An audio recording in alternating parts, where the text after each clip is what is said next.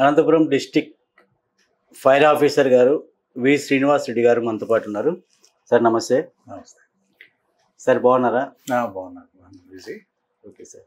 Sir fire అంటేనే ఈ డిపార్ట్మెంట్కి కొంచెం ఎందుకో అంటే ఎక్కువ ఆదరణ చూపారు, కానీ ఫైర్ జరిగినప్పుడు మాత్రం ఇంపార్టెన్స్ మాత్రం మీదే, ఎక్కడ ఫైర్ జరిగినా కానీ.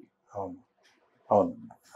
ఇప్పుడు ఈ ఫైర్ అనేది ఏ విధంగా జరుగుతుంది, అంటే దీంట్లో టైప్స్ ఎలా ఉంటాయి, మీరు తీసుకున్నటువంటి చర్యలు ఏంటివి అనే దాని గురించి ఒకసారి బ్రీఫ్గా చెప్తారా సార్? అంటే ఇప్పుడు అపార్ట్మెంట్స్ ఉన్నాయి, మళ్ళీ స్కూల్స్ ఉన్నాయి, ఓకే, హాస్పిటల్స్ ఉన్నాయి, సినిమా హాల్స్ ఉన్నాయి, షాపింగ్ మాల్స్ ఉన్నాయి, అవును. పెద్ద పెద్ద షాపింగ్ అంటే డ్రెస్సెస్కి సంబంధించి షాపింగ్ మాల్స్ చాలా ఉన్నాయి. వాటి ఫైర్ ఎలా జరుగుతుంది ఏంటి అనే దాని గురించి సార్. తప్పకుండా విజయ్. యాక్చువల్గా మీరు అన్నట్టుగా అగ్నిమాపక శాఖ అన్నది గుర్తింపు లేని డిపార్ట్మెంటు అని అంటున్నారు. బట్ ఏదైనా ఎమర్జెన్సీస్లో ఫస్ట్ రెస్పాండర్స్గా ఫైర్ సర్వీస్ డిపార్ట్మెంటే ముందుంటుంది. అందరూ మా చేత కాదు ఇక అన్నప్పుడు విపత్తులతో ఫైట్ చేసేటువంటి డిపార్ట్మెంటు యుద్ధభూమిలో అయితే ఎట్లా సైనికులు ఫైట్ చేస్తారో అదేవిధంగా ఇంటర్నల్గా దేశంలో ఏం జరిగినా కూడా అగ్నిమాపక శాఖ అనేది విపత్తులతో ఫైట్ చేస్తుంది. ఇవి ఎప్పుడో రేర్గా వస్తుంటాయి కాబట్టి ఫ్రీక్వెంట్గా జరగవు కాబట్టి అంతగా లైమ్ లైట్లో లేనట్టుగా అనిపించవచ్చు. కానీ ఈ డిపార్ట్మెంట్లో పనిచేయడం అనేది చాలా సంతృప్తినిచ్చే డిపార్ట్మెంటు. గుర్తింపు ఇవ్వడము, గుర్తింపు రావడం అనేది మేము ఒక బోనస్గా అది ఫీల్ అవుతాం. తర్వాత మీరు అన్నట్టుగా ఈ బిల్డింగ్స్ అనేటువంటివి 8 రకాల క్లాసిఫికేషన్ ఉంది. ఒక్కో బిల్డింగ్స్లో ఒక్కో రకమైన రిస్క్ ఉంటుంది. మీరు అన్నట్టుగా ఒక్కొక్క బిల్డింగ్ వేరువేరుగా ఉంటుంది. ఫర్ ఎగ్జాంపుల్ రెసిడెన్షియల్ బిల్డింగ్స్ అనుకుందాం. రెసిడెన్షియల్ బిల్డింగ్స్ తీసుకుంటే మనకి ఏముంది రిస్క్ ఇక్కడ అనిపించవచ్చు. కానీ ఫర్ ఎగ్జాంపుల్ ఒక 50 అపార్ట్మెంట్స్ ఉన్నటువంటి స్కై స్క్రాపర్స్ కానివ్వండి, ఇట్లా పైకి ఇట్లా ప్యారలల్గా కాకుండా ఇట్లా హారిజెంటల్గా పైకి కట్టే బిల్డింగ్స్లో ఎప్పుడైతే నంబర్ ఆఫ్ ఫ్యామిలీస్ పెరుగుతాయో ప్రతి ఫ్యామిలీలో కూడా మినిమం ఒక 2 గ్యాస్ సిలిండర్లు ఉంటాయి. సో ఒక 50 ఫ్యామిలీలు ఉన్నాయంటే దాదాపుగా 100 సిలిండర్లు వాళ్ళ దగ్గర ఉన్నట్టు, 100 ఎల్పిజి సిలిండర్లు. ఆ ఎల్పిజి సిలిండర్లు ఒక చోట ఉంటే ఒక చిన్న ప్రమాదం జరిగినా కూడా అది పెద్ద విపత్తుగా మార్పు చెందే అవకాశం ఉంటుంది. అదేవిధంగా ప్రతి అపార్ట్మెంట్లో కూడా మనం ఫైర్ లోడ్ ఇవాళ మనము చూస్తే కనుక ప్రతి ఇంట్లో ఫర్నిచర్ వాడుతున్నారు, కార్డ్స్ వాడుతున్నారు, అల్మరాస్ వాడుతున్నారు, ఫాల్ సీలింగ్ అన్నవి, ఇలాంటివన్నీ కూడా ఇళ్లలో ఆ ఫైర్ లోడ్ అనేది పెరిగిపోవడం వల్ల ఫైర్ రిస్క్ అనేది పెరిగిపోతుంది. ఆ రిస్క్కు తగినట్టుగా సేఫ్టీ పారామీటర్స్ అనేవి పెంచుకోవాల్సిన అవసరం ఎంతైనా ఉంది. అందుకే మేము నేషనల్ బిల్డింగ్ కోడ్ ప్రకారము ఆయా బిల్డింగ్స్కి తగినట్టుగా ఫైర్ సేఫ్టీ మెజర్స్ సజెస్ట్ చేస్తాము, ఇంప్లిమెంట్ చేస్తున్నాము. ఓకే, అపార్ట్మెంట్స్ అయితే ఏ విధమైనటువంటి ప్రికాషన్స్ తీసుకోవాలి? జనరల్గా అపార్ట్మెంట్స్ అంటే 18 మీటర్స్ దాటిన ఏ రెసిడెన్షియల్ బిల్డింగ్ అయినా కూడా వాటిలో ఫైర్ సేఫ్టీ మెజర్స్ అడాప్ట్ చేసి ఫైర్ సేఫ్టీ ఎన్ఓసి కూడా తీసుకోవాల్సిన అవసరం ఉంది. రెసిడెన్షియల్ బిల్డింగ్స్లో జస్ట్ ఒక ఫైర్ ఎక్స్టింగ్విషర్స్, అదేవిధంగా హోజ్ రీల్స్ అన్నవి ఉంటాయి. అంటే పైన ఒక వాటర్ ట్యాంక్కి ఒక బూస్టర్ పంప్ 450 LPM కానీ లేదా 900 LPM కానీ బూస్టర్ పంప్ ఒకటి ఫిట్ చేసి దాంతో హోజ్ రీల్స్ అన్నవి ఫిట్ చేస్తారు. సో ఏదైనా చిన్న ప్రమాదం జరిగినప్పుడు ఇన్సిపియంట్స్, ఫైర్ అనేది డిఫరెంట్ స్టేజెస్లో ఉంటుంది. మొదటగా ఇన్సిపియంట్ స్టేజ్ అని, గ్రోత్ స్టేజ్ అని, డెవలప్డ్ స్టేజ్ అని, డిఫ్లాగ్రేషన్ స్టేజ్ అని, ఎక్స్ప్లోజన్ అని, ఇలా రకరకాలుగా స్టేజెస్లో ఉంటుంది. ఆ విధంగా ఇన్సిపియంట్ స్టేజెస్లో వాడుకోవడానికి తగినట్టుగా ఫైర్ ఎక్స్టింగ్విషర్స్ అన్నవి మనం ఇనిషియల్గా వాటిని వాడచ్చు. దాంతో మనం కంట్రోల్ కాకుండా గ్రోత్ స్టేజ్కి వెళ్ళినప్పుడు before arrival of fire department hose రీల్తో కనుక వాళ్ళు ఫైర్ని ఆర్పుతూ ఉంటే వాళ్ళు పిలిచిన వెంటనే ఫైర్ ఇంజన్లు ఎక్కడ దగ్గరలో ఉన్న ఫైర్ సర్వీస్ వాళ్ళు అటెండ్ అవుతారు. లేటర్ స్టేజ్లో డిఫ్లాగ్రేషన్ ఈ స్టేజెస్కి వెళ్లకుండా ఫైర్ని కంట్రోల్ ఫైర్ డిపార్ట్మెంట్ చేస్తుంది. సార్ అంటే ఇప్పుడు హాస్పిటల్స్ అయితే ఏ విధంగా, అంటే ఎటువంటి ప్రికాషన్స్ వాడాలి వాళ్ళు తీసుకోవాల్సింది? రిస్క్ జాగ్రత్తలు. ఎస్, మంచి ప్రశ్న. ఎందుకంటే ఇప్పుడు రిస్క్ అనేది ఇప్పుడు నేను చెప్పినట్టు ఇందాక అనుకున్నట్టుగా ఒక్కో డిపార్ట్మెంట్కి ఒక్కొక్క బిల్డింగ్కి ఒక్కో రకంగా ఉంటుంది. హాస్పిటల్ తీసుకున్నప్పుడు హాస్పిటల్లో మనకి స్లీప్ అకామిడేషన్ ఉంటుంది. అదేవిధంగా పేషెంట్స్ ఉంటారు, వాళ్ళకే వాళ్ళు మూవ్ కాలేరు, వాళ్ళు ఇంకొక సహాయంతోనే వాళ్ళని బయటకు తీసుకురావాల్సి ఉంటుంది. అంతేకాకుండా హాస్పిటల్స్లో ఈ హైలీ స్మోక్ ఎమిటింగ్ ఆబ్జెక్ట్స్, పాలీయూరిథిన్ ప్రోడక్ట్స్తో ఉన్నటువంటి బెడ్స్ అయితేనేమి, డిఫరెంట్ ఎక్విప్మెంట్ అయితేనేమి, పాలీయూరిథిన్ ప్రోడక్ట్స్తో ఉన్న ఎక్విప్మెంట్ ఎక్కువగా హాస్పిటల్స్లో ఉంటుంది. దీనంతకు మించింది ఆక్సిజన్ పైప్ లైన్ ఉంటుంది, ఆక్సిజన్ సిలిండర్స్ ఉంటాయి. జనరల్గా ఫైర్ యాక్సిడెంట్స్ అనేవి మామూలుగా మనం అట్మాస్ఫియర్లో 21% ఆక్సిజన్ ఉంటుంది. ఈ 21% ఉన్నప్పుడు ఒక అగ్ని ప్రమాదము స్థాయి తీవ్రత ఎలాగుంటుందంటే మామూలుగా ఉండొచ్చు. అదే ఆక్సిజన్ ఎన్రిచ్మెంట్ ఏరియాలో, అంటే ఫర్ ఎగ్జాంపుల్ హాస్పిటల్స్లో ఆక్సిజన్ లీక్ అయిపోయింది అనుకోండి, లీక్ అయిన కండిషన్లో అప్పుడు మనం 21% నుంచి 22, 25 అలాగా పెరిగిపోయినప్పుడు ఆ ఆక్సిజన్ పర్సెంటేజ్ ఎప్పుడైతే పెరిగిపోతుందో చిన్న ప్రమాదం కూడా తీవ్రమైన ప్రమాదంగా ఎక్స్ప్లోజన్గా కన్వర్ట్ అయ్యేదానికి అవకాశం ఉంది. కాబట్టి మేము హాస్పిటల్స్లో ఎక్కువగా ఈ ఫైర్ సేఫ్టీ అనేది చాలా అవసరము. ముఖ్యంగా డాక్టర్స్ ప్రతి హాస్పిటల్లోనూ ఈ మధ్య ట్రెండ్ ఏంటంటే హాస్పిటల్ కింద ఉంటుంది, పైన డాక్టర్స్ ఫ్యామిలీ ఉంటుంది. సో వీళ్ళు ఈ మధ్యన మనము రేణిగుంటలో మనము ఫైర్ యాక్సిడెంట్ జరిగి ఒక హాస్పిటల్లో ఒక డాక్టర్ కుటుంబం మొత్తం చనిపోయింది. సో దీంట్లో ఏంటంటే కనీసం ఆ రోజు ఒక స్మోక్ డిటెక్టర్ పెట్టుకుని అలారం వచ్చింటే ఆ సౌండ్ కన్నా అతను పైన లేచి వచ్చి అతని లైఫ్ అతని కుటుంబము సేవ్ అయ్యి ఉండేది. మరి అందుకే హాస్పిటల్లో ఫైర్ సేఫ్టీ అనేది చాలా అవసరం. పేషెంట్స్ వాళ్ళు రాలేరు, వాళ్ళతో పాటుగా ఆ సహాయకులు ఉంటారు. అదే ఇంకా ఏంటంటే ఈ శానిటైజర్స్ ఎక్కువగా ఉంటాయి హాస్పిటల్స్లో, శానిటైజర్స్ వాడతారు. మనం విజయవాడలో జరిగిన ప్రమాదాలు చూస్తే కనుక రమేష్ హాస్పిటల్లో ఆ శానిటైజర్స్ అన్నవి ఎప్పుడైతే ఆ దగ్గరలో ఆ స్టెప్స్ కింద పెట్టి ఆ ఫైర్ అయినప్పుడు ఆ శానిటైజర్స్ కూడా మండి విపరీతంగా డివాస్టేటింగ్గా అది కన్వర్ట్ అయిపోయి ఫైర్ పెద్ద తీవ్ర స్థాయికి వెళ్ళే అవకాశం ఉంది. కాబట్టి ఆక్సిజన్ ఎన్రిచ్మెంట్ పాసిబిలిటీస్ ఉన్నాయి. కాబట్టి హాస్పిటల్స్లో ఖచ్చితంగా ఫైర్ సేఫ్టీ అన్నది హాస్పిటల్స్లో అవసరము. ముఖ్యంగా డాక్టర్స్ ఫ్యామిలీస్ అందరూ కూడా హాస్పిటల్స్ పైన ఉంటారు. కాబట్టి డాక్టర్స్ యాజమాన్యం వాళ్ళు ఖచ్చితంగా వాళ్ళ హాస్పిటల్స్లో ఫైర్ సేఫ్టీని ఎన్ష్యూర్ చేయించాల్సిన బాధ్యత వాళ్ళ మీద ఉంది. వాళ్ళకు కూడా అవసరం ఉంది అని చెప్పి ఆ డాక్టర్స్ కమ్యూనిటీకి నేను రిక్వెస్ట్ చేస్తున్నాను. సార్, అంటే ఆ రేణిగుంట సంఘటనలో డాక్టర్ బాగా గాఢ నిద్రలో ఉన్నారు కదా సార్. అది ఎందుకంటే ఇప్పుడు జనరల్గా మనము నిద్రపోయేటప్పుడు మనిషికి పడుకున్న తర్వాత 10 నిమిషాల వరకు కొంచెం సెన్స్ చేస్తాం. మనం ఏం పీలుస్తున్నాము, మనం ఏమైనా కార్బన్ డైఆక్సైడ్ పీలుస్తున్నామా, స్మోక్ పీలుస్తున్నామా, సువాసన పీలుస్తున్నామా, చెడు వాసన పీలుస్తున్నామా అన్న సెన్స్ అనేది ఒక 10 మినిట్స్ వరకు ఉంటుంది. ఆఫ్టర్ 10 మినిట్స్ అసలు మనిషికి సెన్స్ ఉండదు, ఏం పీలుస్తున్నాం అనే సెన్స్ ఉండదు. డీప్ స్లీప్లోకి వెళ్ళినప్పుడు we're nothing but dead bodies, అంతే. సో అప్పుడు ఇప్పుడు మన దానికి మంచి ఉదాహరణ ఏంటంటే కర్నూలులో ఈ మధ్య జరిగిన బస్సు ప్రమాదం తీసుకుంటే దాదాపు 19 మంది చనిపోయారు. అది 3 o'clock అప్పుడు, ఎర్లీ మార్నింగ్ 3 o'clock అప్పుడు జరగడం వల్ల ఆ యొక్క ప్రమాదంలో పడుకున్న వాళ్ళు పడుకున్నట్టే చనిపోయారు. ఆ స్మోక్ పీల్చి కార్బన్ మోనాక్సైడ్ అనేది కంటిన్యూస్గా 3 నిమిషాలు పీలిస్తే చచ్చిపోతారు. అదేవిధంగా 150 degrees సెంటీగ్రేడ్ లోపలికి మనం ఇన్హేల్ చేస్తే మన ఊపిరితిత్తులు రప్చర్ అయిపోతాయి.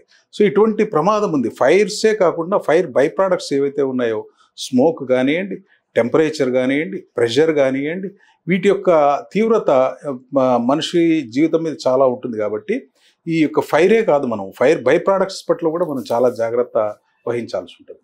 ఓకే సార్, ఈ బస్సు యాక్సిడెంట్ అన్నారు కదా, అంటే ఏవైతే ట్రావెల్స్ ఉన్నాయో, అంటే స్లీపర్స్ కావచ్చు, ఎనీ ట్రావెల్స్, ప్రైవేట్ ట్రావెల్స్ ఎక్కువ ఉన్నాయి, స్కూల్ బస్సెస్ ఉన్నాయి, వీటికి ఎటువంటి ప్రమాదం అంటే అగ్ని ప్రమాదాలు తొందరగా జరగడానికి గల కారణాలు ఏంటి, వాళ్ళు తీసుకోవాల్సినటువంటి సేఫ్టీ ఏంటి?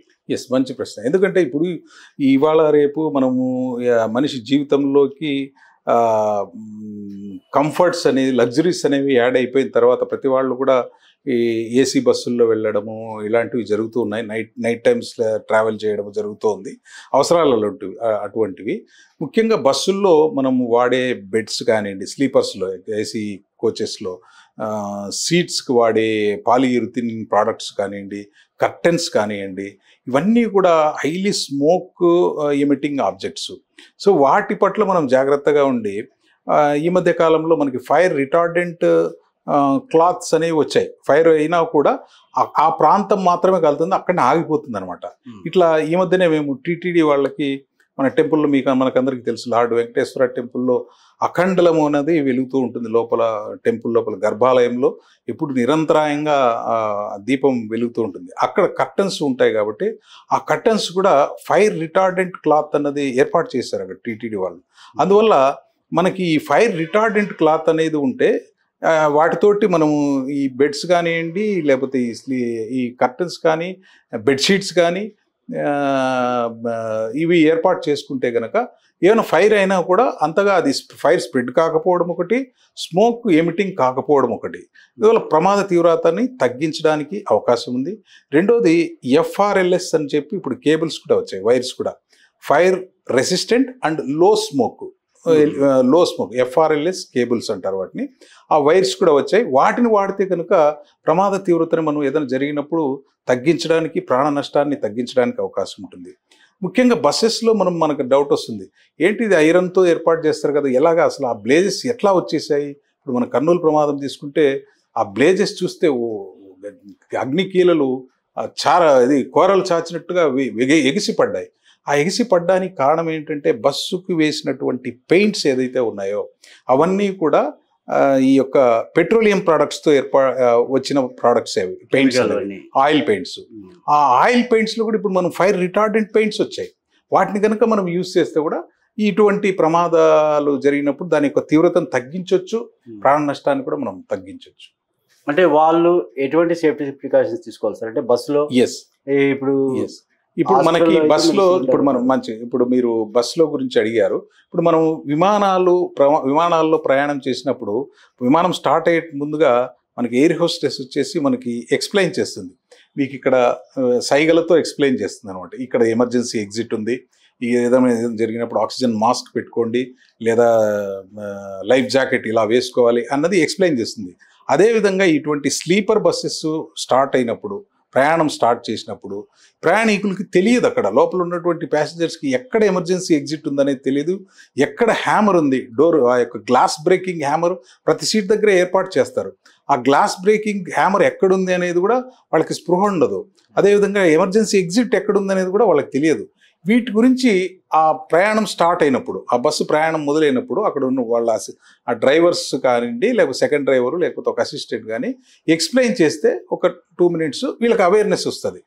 ఏదైనా ఎమర్జెన్సీ జరిగినప్పుడు ఇక్కడ మనకు ఒక హ్యామర్ ఉంది, దాని మనం గ్లాస్ బ్రేక్ చేసి ఇలా ఏదైనా ఎమర్జెన్సీ జరిగినప్పుడు బయటకు వెళ్ళిపోవచ్చు, లేదా ఎమర్జెన్సీ ఎగ్జిట్ ఇక్కడ ఉంది, ఆ ఎగ్జిట్ ద్వారా మనం బయటకు వెళ్ళిపోవచ్చు అనేది తెలుసుకుంటారు. ముఖ్యంగా మన కర్నూలు ప్రమాదంలో అది తెలియకపోవడం వల్లే ఆ గ్లాస్ బ్రేక్ చేయడం కూడా వాళ్ళకి బాగా టైం పట్టినట్టుంది. ఎందుకంటే మనకి ఈ హ్యామర్తో కాకుండా పాయింట్ టిప్, అక్కడ హ్యామర్కి పాయింట్ టిప్ ఉంటుంది అనమాట. అది పెట్టి కొట్టినప్పుడు మాత్రమే గ్లాస్ బ్రేక్ అవుతుంది. ఈవెన్ మన సుత్తితో ఫ్లాట్గా ఉన్న వైపు నుంచి కొట్టినా కూడా అది ఎంత ఈజీగా పగలదు. ఆ యొక్క పాయింట్ ఎండ్ ఎక్కడైతే ఉంటుందో దాంతో కొట్టినప్పుడు మాత్రమే ఆ గ్లాస్ అనేది పగులుతుంది. దాన్ని ప్రత్యేకంగా ఏర్పాటు చేసి ఉంటారు ఆ హ్యామర్ అనేది. అటువంటి హ్యామర్తోనే మనం బ్రేక్ చేయాల్సి ఉంటుంది. లేదా మనం సూట్ కేసుతో పగలగొట్టినా, లేకపోతే బూట్ కాల్తో తన్నినా ఇట్లా కొంత టైం పడుతుంది అనమాట. సో అందువల్ల టైం ఎంత డిలే అవుతుందో, ఫైర్ స్టార్ట్ అయినప్పుడు ఈ యొక్క ఫస్ట్లో మనము ఆ టైం అనేది చాలా గోల్డెన్ టైం. అది ఆ గోల్డెన్ టైంలో మనం ఇటువంటి యాక్టివిటీస్ చేస్తే కనుక లైఫ్ లాస్ని మనము మినిమైజ్ చేయగలిగిన వాళ్ళు అవుతాం. అంటే అలాగే సార్, ఇప్పుడు బస్సెస్ అయితే ప్రతి బస్సుకి FC చూస్తున్నారు, RC చూస్తున్నారు, ఇన్సూరెన్స్ ఏమేమి కావాలా అనేది అన్ని చూస్తున్నారు. కానీ ఫైర్కి సంబంధించి ఏం చూస్తున్నారు? ఇప్పుడు నేను చెప్పిన ఈ ఫైర్ సేఫ్టీ మెజర్స్ అడాప్ట్ చేస్తూ కూడా అదేవిధంగా ఒక ఫైర్ ఎక్స్టింగ్విషర్ కూడా ఏర్పాటు చేసుకోవాల్సిన అవసరం ఉంది. ఇంకా ఇప్పుడు లేటెస్ట్గా ట్యూబులార్ పైప్ తోటి, అంటే ఎక్కడో ఒక చోట నోవాక్స్ అన్నటివి ఒక ఫైర్ ఎక్స్టింగ్విషింగ్ మీడియా ఉంటుంది.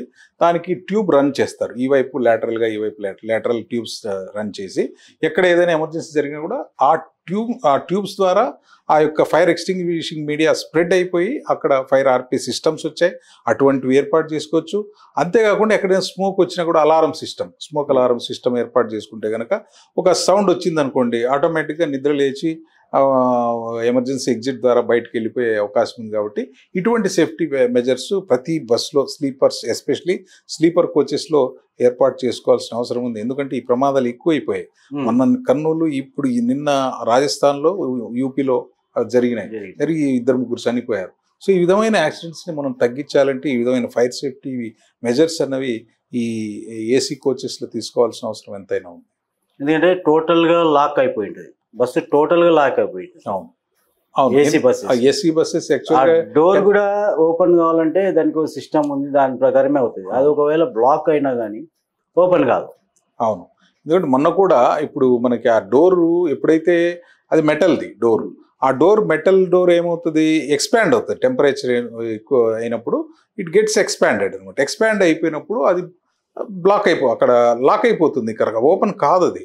సో ఆ విధంగా జరగడం వల్ల వీళ్ళు పాపం ఎంత ప్రయత్నించినా ఆ డోర్ కూడా లాక్ అయిపోవడం వల్ల కూడా ఆ విధంగా కూడా ప్రాణ నష్టం ఎక్కువైంది.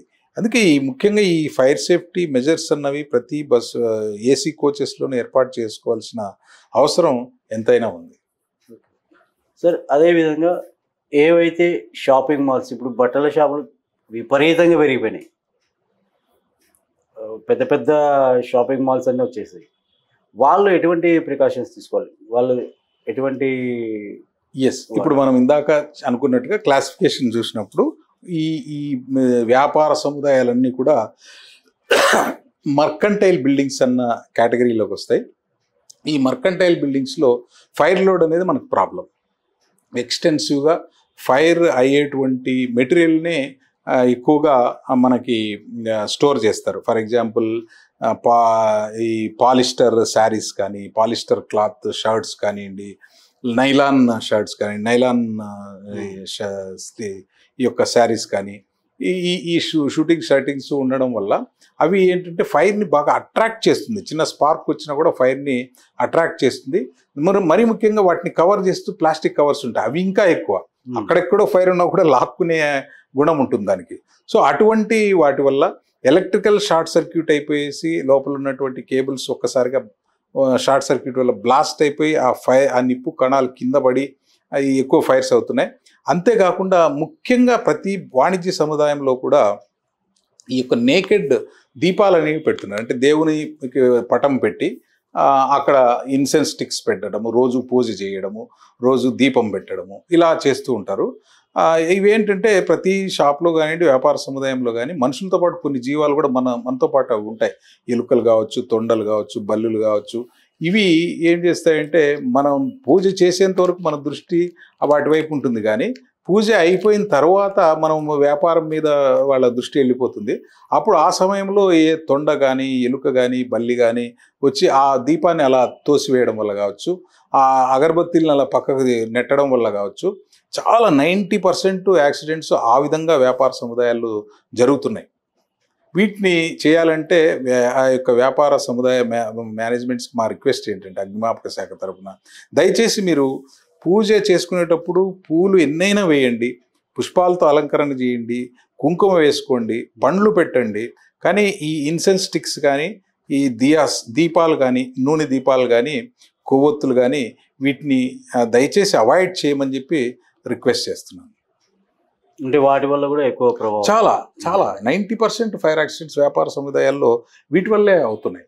దీపాలు పెట్టేస్తారు, అవి అలా ఎలుకలకి ముఖ్యంగా అదేంటంటే దానికి పళ్ళు రోజు పెరుగుతూ ఉంటుంది ఎలుక. ఆ పళ్ళు పెరగడానికి అవాయిడ్ చేయడానికి దానికి ఏం చేస్తుంది, అరిగించుకోవడానికి ప్రయత్నం చేసి ఏదో ఒకటి కొరుకుతూ ఉంటుంది. అది ఒక కట్టి కానీ, లేకపోతే ఒక దుస్తులు కానీ, ముఖ్యంగా పత్తి వత్తి అయితే దానికి చాలా ఇష్టం. సో అది కొరుకుతూ ఉంటుంది. అలా కొరికినప్పుడు ఏమవుతుంది, అది కాలినప్పుడు అలాగా పక్కకు నెట్టేస్తే ఆ ఫైర్ పక్కకి స్ప్రెడ్ అయ్యేదానికి అవకాశం ఉంది. కాబట్టి వాటిలో ఇటువంటివి అవాయిడ్ చేయాల్సిన అవసరం ఉంది.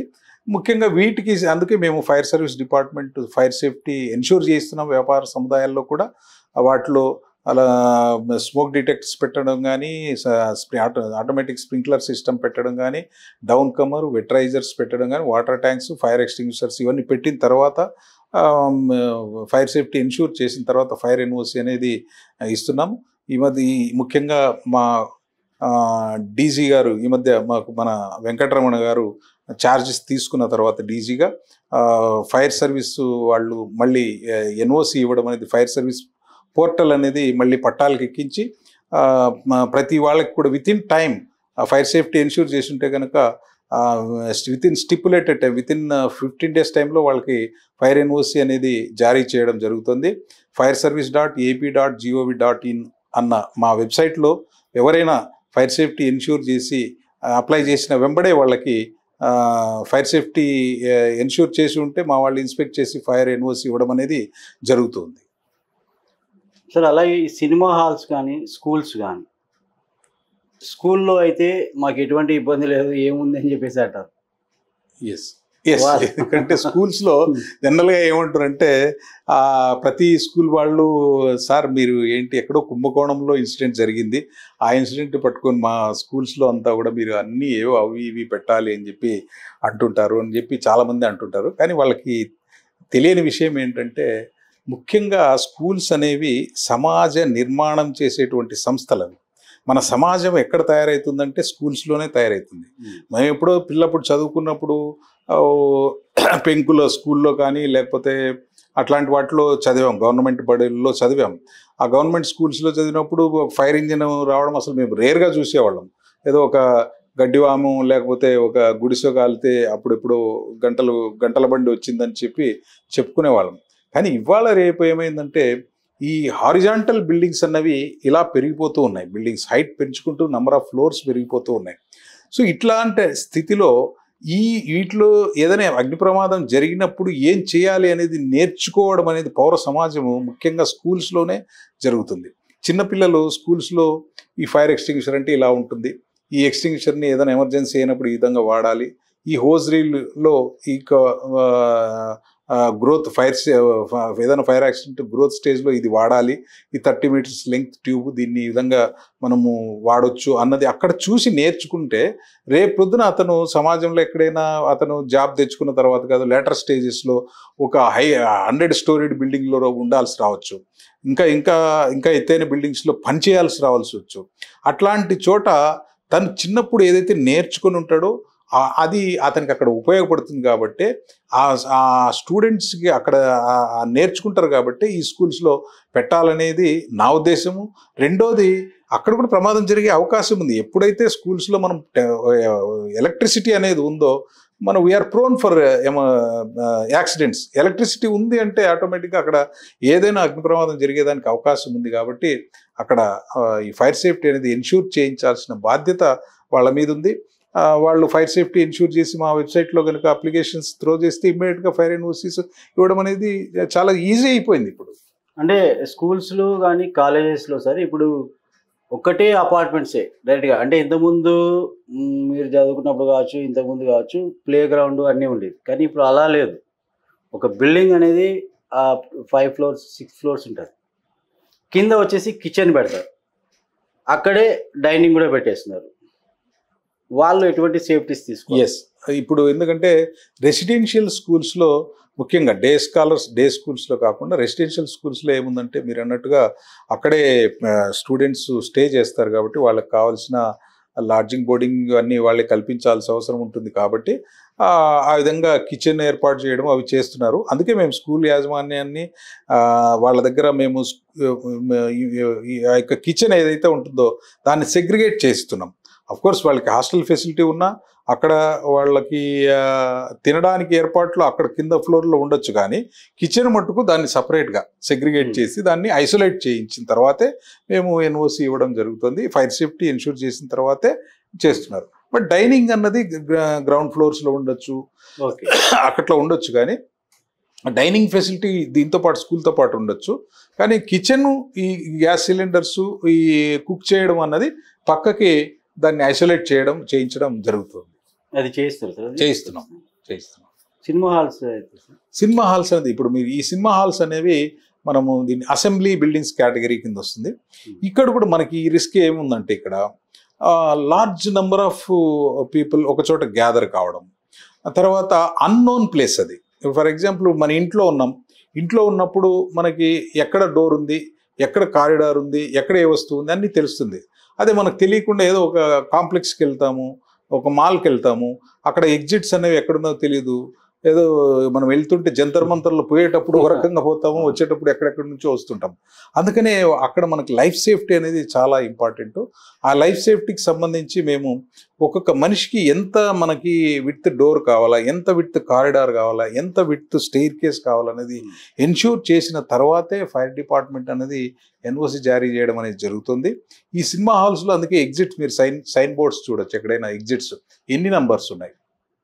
ఆ డోర్ విడ్త్ కూడా 2 మీటర్స్ విడ్త్ ఉండాలి. అదేవిధంగా స్టెయిర్ కేస్ విడ్త్ కూడా 2 మీటర్స్ విడ్త్ ఉండాలి. సో ఆ విధంగా మీరు చూసినట్లయితే మీరు ఎక్కడ ఈ సినిమా థియేటర్కి వెళ్ళినా ఇవాళ రేపు వీటిలో కొత్త బిల్డింగ్స్లో మనం వాటిని గమనించవచ్చు.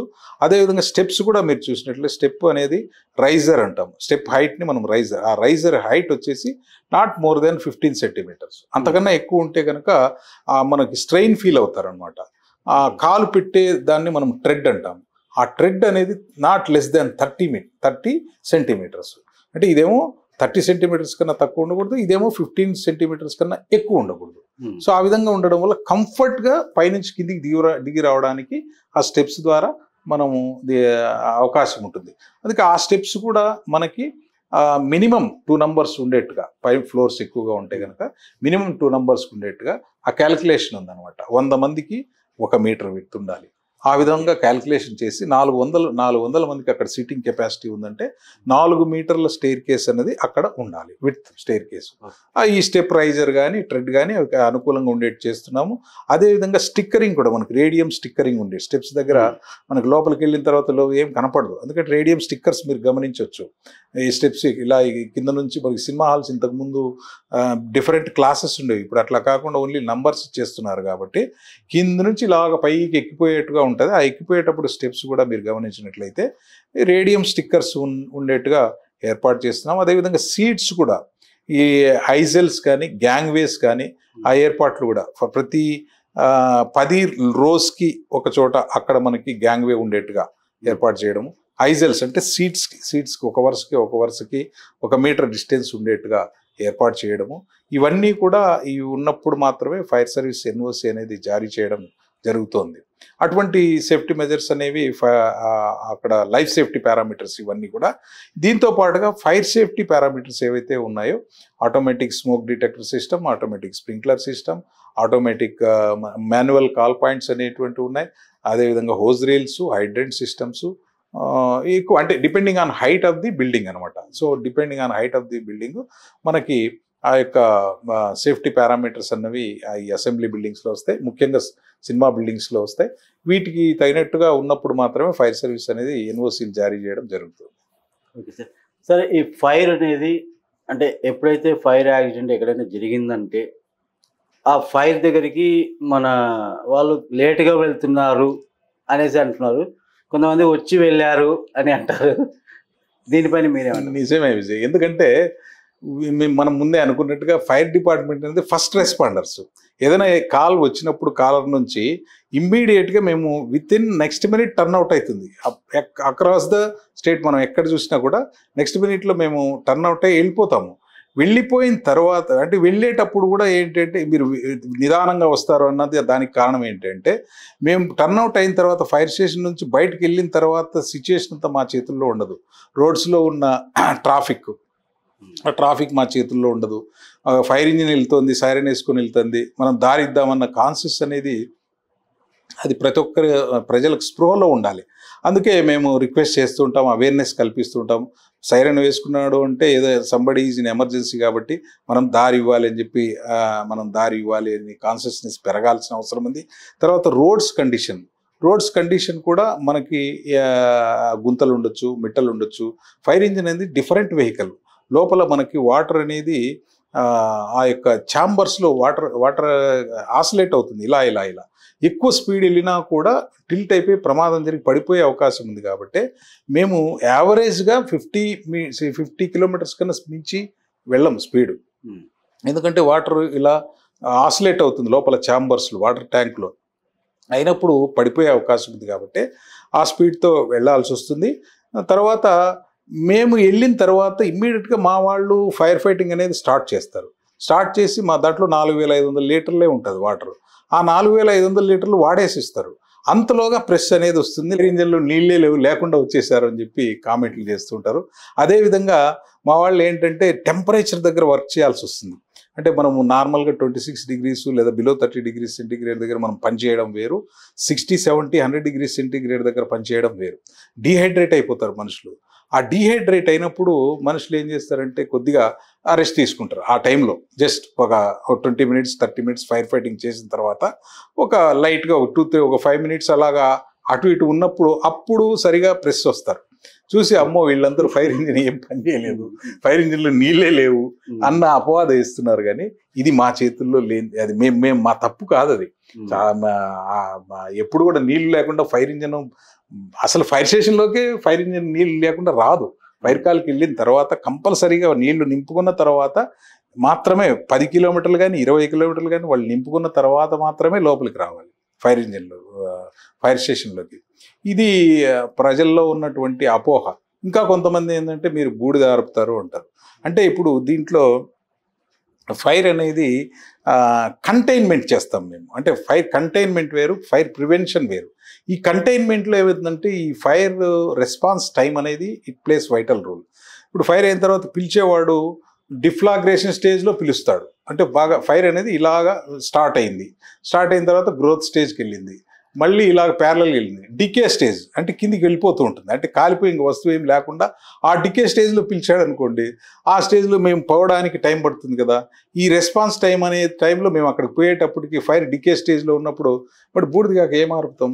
అక్కడ బూడిదని ఆర్పినా పక్కకి స్ప్రెడ్ కాకుండా, ఫైర్ అనేది పక్కకి స్ప్రెడ్ కాకుండా పక్క ఆస్తుల్ని రక్షించడం అనేది చాలా మెయిన్ మోటో.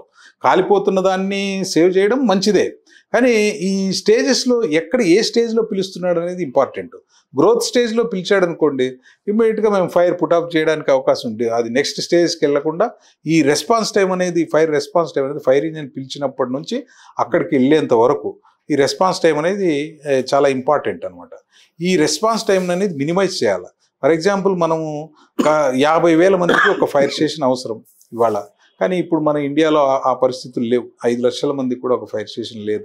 సో ఇప్పుడు 50,000 మందికి ఉండాల్సిన చోట 5 లక్షల మందికి ఉన్నప్పుడు ఈ డిస్టెన్సెస్ కానివ్వండి, ఇక్కడ మన అనంతపురం తీసుకుంటే ఫర్ ఎగ్జాంపుల్ 6 ఫైర్ స్టేషన్లే ఉన్నాయి. అదే మనం పోలీస్ డిపార్ట్మెంట్ తీసుకుంటే 50-60 పోలీస్ స్టేషన్లు ఉన్నాయి. కానీ ఇక్కడ మనకి నెంబర్ ఆఫ్ ఫైర్ స్టేషన్స్ పెరగాల్సిన అవసరం ఉంది. ప్రభుత్వం కూడా ప్రయత్నం చేస్తుంది కొత్త ఫైర్ స్టేషన్స్ ఓపెన్ చేయడానికి. అవి వచ్చినప్పుడు ఇటువంటి రెస్పాన్స్ టైం అనేది తగ్గించిన వాళ్ళు అవుతాం. ముఖ్యంగా ఇవేంటంటే ఇంకా పబ్లిక్ కూడా చాలా మందికి ఫైర్ స్టేషన్ నంబర్ తెలియకపోవడం, పిలవడము డిలే చేస్తారు. అక్కడైన డిలే వల్ల మేము ఆ విధమైన అపవాదు ఎదుర్కొంటున్నాం. పిలిచేవాడు తొందరగా పిలిచాడు అనుకోండి. ఇప్పుడు మన బస్ ఫైర్ యాక్సిడెంట్ జరిగింది కదా, ఇమ్మీడియట్గా మా వాళ్ళు వెళ్ళారు. ఇంకా బ్లేజెస్ ఉండగానే మా వాళ్ళు వెళ్ళి ఫైర్ అక్కడ కర్నూలులో ఫైర్ పుట్ ఆఫ్ చేశారు. సో ఈ రెస్పాన్స్ టైంని తగ్గించడానికి డిఫరెంట్ ఫ్యాక్టర్స్ ఉన్నాయి. ఈ రోడ్స్ అయితేనేమి, పిలిచే వ్యక్తి అయితేనేమి, కాన్షియస్నెస్ ఉండి ఫైర్ స్టేషన్ నంబర్ని మనం హ్యాండీగా ఉంచుకోవాలని చెప్పి ఎంతమంది అనుకుంటున్నారు? చాలామందికి లోకల్ ఫైర్ స్టేషన్ నంబరే తెలియదు. అప్పుడు సెర్చ్ చేస్తారు ఏది ఫైర్ స్టేషన్ నంబర్ అని. ఇక్కడ పోలీసుకి చేద్దామంటారు, లేదా 100 కొట్టినా వాళ్ళ నుంచి మా దగ్గరకు వస్తుంది, వాళ్ళ దగ్గర నుంచి కూడా మాకు వస్తుంది. 101 మా ఫైర్ సర్వీస్ అనేది 101 చేయొచ్చు మాకు ఇమ్మీడియట్గా ఇక్కడ కాల్ వస్తే. అందువల్ల ఏమవుతుందంటే ఈ 108 కానీ వీటికి చేయడం వల్ల మేము వాళ్ళతో అడ్రస్ తీసుకోవాలి. సో అడ్రస్ తీసుకొని ఈ పోయేటప్పుడు కానీ ఇప్పుడు మాకు డైరెక్ట్ 1-to-1 కాంటాక్ట్ ఉంటే కనుక మాకు ఏదైనా డౌట్ వస్తే మేము ఇమ్మీడియట్గా అతనికి కాల్ చేస్తాం. మేము ఇక్కడ వస్తున్నాం, మేము బయలుదేరాం, మీరు ఆ రోడ్డు మీద ఉండండి, మేము వచ్చి మీ ప్లేస్కి వస్తామని. అది అనుకూలంగా ఉంటుంది. అదే ఇప్పుడు మనం త్రూ పోలీస్ ద్వారా త్రూ ఇంకో ఏజెన్సీ ద్వారా వచ్చినప్పుడు ఈ అందుబాటు ఉండదు అనమాట. మనకి 1-to-1 కాంటాక్ట్ ఉండదు కాబట్టి ఇమ్మీడియట్గా మనం ఫైర్ స్పాట్కి రీచ్ కావడానికి, మా సేవలు పొందడానికి వాళ్ళకి కొంత డిలే కావడం వల్ల ఇటువంటి అపవాదులు ఎదుర్కొంటున్న సందర్భాలు కూడా ఉన్నాయి. సార్ ఇప్పుడు మనకు తుఫాన్ అనేది అంటే ఈ 3 రోజులు భారీ తీవ్రతగా ఉంటుంది అనేసి హెచ్చరికలు జారీ చేశారు. మీ ప్రాంతాల్లో పిడుగులు పడే అవకాశాలు ఉన్నాయి అని ఇలాంటి సూచనలు, అంటే ప్రభుత్వం కూడా ఇలాంటి సూచనలు ప్రతి ఒక్కరికి ఇస్తుంది. అంటే ప్రతి ఒక్కరి మొబైల్కి మెసేజ్ వస్తుంది, ప్రతిరోజు వాళ్ళకి మెసేజ్ ద్వారా మళ్ళా మీడియా ద్వారా తెలియజేస్తున్నారు. రకరకాలుగా ఇన్ఫర్మేషన్స్ ఇస్తున్నారు. గవర్నమెంట్ కూడా మీటింగ్స్ పెట్టుకొని వాళ్ళకి ఇన్స్ట్రక్షన్స్ ఇస్తుంది. మీ ఫైర్ డిపార్ట్మెంట్కి ఎటువంటి ఇన్స్ట్రక్షన్ ఇచ్చింది? మీరు అంటే గడిచిన రోజుల్లో చాలా చోట్ల చూసా మిమ్మల్ని, అంటే ఈ వరదలు వచ్చినప్పుడు అర్బన్ ఫ్లడ్స్ ఎప్పుడు చాలాసార్లు చూసాము. మీకు ఎటువంటి సూచనలు ఇచ్చారు? ఇప్పుడైతే మాకు అలర్ట్ చేయడం, మా డీజీ గారు పివి రమణ గారు గత 4-5 రోజులుగా మమ్మల్ని మా దగ్గర ఉన్నటువంటి గేరప్ చేయడం, మా దగ్గర ఉన్నటువంటి స్టాఫ్ని ఈ Montha, especially Montha super cyclone నుంచి అలర్ట్ చేయడము, మా సిబ్బందికి లీవ్స్ ఇవ్వకుండా ఉండడము, మా దగ్గర ఉన్నటువంటి ఎక్విప్మెంట్స్ అంతా గేరప్ చేసుకోవడము, కావాల్సిన పిఓఎల్, పెట్రోల్ ఆయిల్, లూబ్రికెంట్స్ని రిజర్వ్స్ పెట్టుకోవడం అయితేనేమి, లైఫ్ బాయ్ లైఫ్ జాకెట్స్ని, తర్వాత రోప్స్ని, వీటన్నిటిని కూడా మేము చేసుకొని, అంటే అఫ్కోర్స్ ఎప్పుడూ రెడీగా ఉంటాయి కానీ మళ్ళీ ఒకసారి మా దగ్గర స్పేర్ ఉన్నటువంటి వాటిని కూడా, స్టోర్స్లో ఉన్నటువంటి వాటిని అన్ని వెహికల్స్లో పెట్టుకోవడము, ఆఫ్ డ్యూటీ వాళ్ళని కూడా డ్యూటీకి పిలిపించుకోవడము. గత 3 రోజులుగా మా వాళ్ళు ఆఫ్ డ్యూటీ వాళ్ళు కూడా వచ్చేస్తున్నారు. 24/7 ఆ బ్రీఫ్ ఆఫ్ ఇచ్చి వాళ్ళకి మేము వాళ్ళందరినీ కూడా ఆన్ డ్యూటీలో పెట్టుకోవడం జరిగింది. ఈ యొక్క ఇటువంటి వాటర్ రిలేటెడ్, అంటే ఇప్పుడు మనకి ఫైర్ సర్వీస్ అనేది పంచభూతాలతో యుద్ధం చేస్తుంది. నీళ్లు కావచ్చు, గాలి కావచ్చు, భూమి కావచ్చు, ఆకాశం కావచ్చు, అగ్ని కావచ్చు. ఈ యొక్క పంచభూతాలతో ఎప్పుడు ఏది జరిగినా కూడా వాటికి అటెండ్ కావాల్సిన విధంగా మమ్మల్ని కార్యోన్ముఖుల్ని మా డిపార్ట్మెంట్ ఉన్నతాధికారులు మమ్మల్ని కంటిన్యూస్గా మానిటర్ చేస్తున్నారు. ముఖ్యంగా మా డీజీ గారు, పివి రమణ గారు ఈ మధ్యకాలంలో మనకి డిపార్ట్మెంట్స్తో గవర్నమెంట్తో సాన్నిహిత్యాలు పెంచుకొని, ఒక డిపార్ట్మెంట్ వ్యక్తి డీజీగా ఉండడం వల్ల మా కష్ట నష్టాలు వాళ్ళకి తెలుసు కాబట్టి సారు మా యొక్క కావాల్సిన ఏం రిక్వైర్మెంట్ ఉంది అన్నది ప్రభుత్వానికి చెప్పడం వల్ల వాళ్ళ దగ్గర నుంచి మాకు మంచి సహకారం, ముఖ్యంగా హోమ్ మినిస్టర్ గారి దగ్గర నుంచి మాకు మంచి సహకారం లభించడం వల్ల ఇప్పుడు మా టీమ్స్ కూడా, ఇప్పుడు మీరు చూసినట్లయితే మోంతా ఈ యొక్క సైక్లోన్ గురించి ఇక్కడ అనంతపూర్ నుంచి కూడా టీమ్స్ వెళ్ళాయి. సత్సాయి జిల్లా నుంచి, అనంతపూర్ నుంచి మన దగ్గర ఉన్న బస్సులో వాళ్ళకి టీమ్స్ పంపించాము. 25 మందిని పంపించాము. వాళ్ళందరూ కూడా ఈ యొక్క పవర్ సాల్ తీసుకెళ్లారు, లైఫ్ బాయ్లు, లైఫ్ జాకెట్లు, రోప్స్, ఒక బోట్ కూడా తీసుకెళ్లడం జరిగింది. మన వాళ్ళు మచిలీపట్నంలో సర్వ్ చేస్తున్నారు. ఓకే.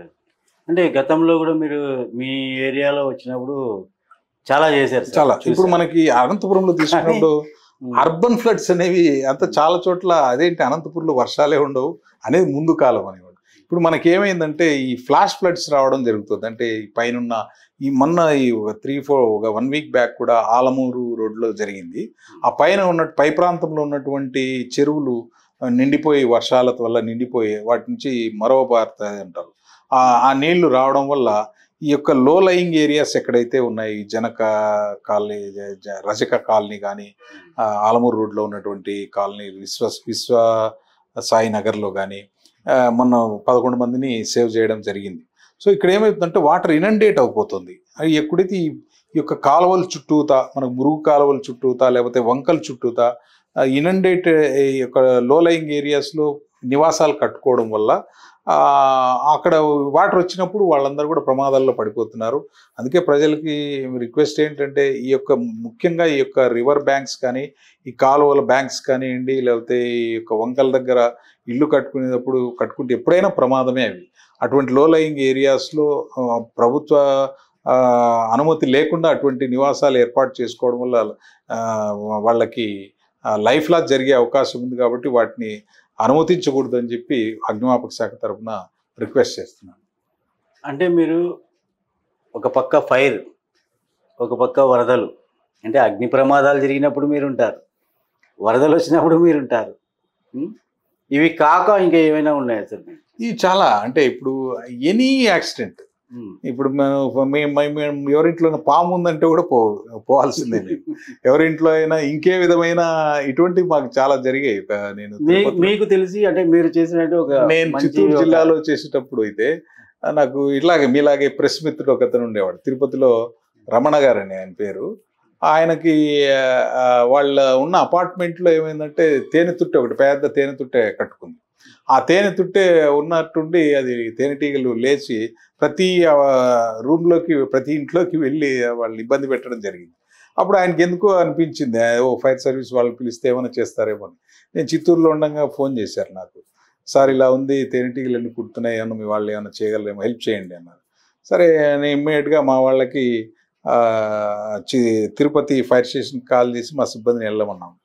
సార్ వీళ్ళకి డౌట్, సార్ వీళ్ళ మేమేం చేయాలి సార్, అక్కడికి వెళ్ళి మనం ఏం చేయాలి, మనం ఫైర్లో కదా మనం ట్రైనింగ్ అన్నాము అన్నారు. అలా కాదు, మనము సమాజం మనకు నేర్పిస్తాయి కొన్ని. ఏ యాక్సిడెంట్లో అయినా, ఏ విపత్తు అయినా కూడా ఒక ప్రభుత్వ సర్వీస్ అనేది, ఒక మనిషి అక్కడ ఒక సర్వీస్ అనేది ప్రజల దగ్గరికి వెళ్తే అదే వాళ్ళకి కొండంత అండలాగా ఉంటుందన్నమాట.